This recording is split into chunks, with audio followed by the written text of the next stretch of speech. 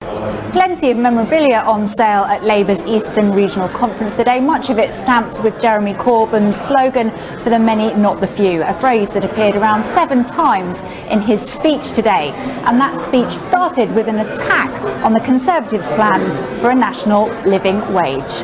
3 million people will lose £5,000 compared to what they were promised by this government. 320,000 of whom live here in the Eastern region.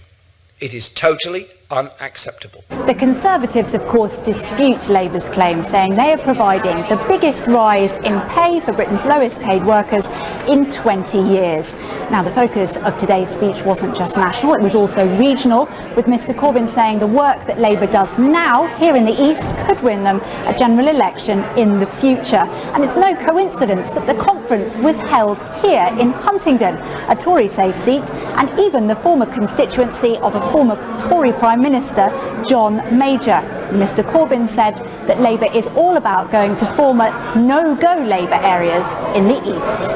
There's a lot of seats we want to win. We're campaigning very hard in the marginals that are very well known, such as Norwich North, which we're campaigning on, and in Thurrock, but we're also campaigning all over South Essex and East Anglia. Delighted that Sandy won in Ipswich, and there's more gains to make along that coast. Mr Corbyn made some very big promises today about what a Labour government would do for the country, from a national education service to protecting the future of rural Britain.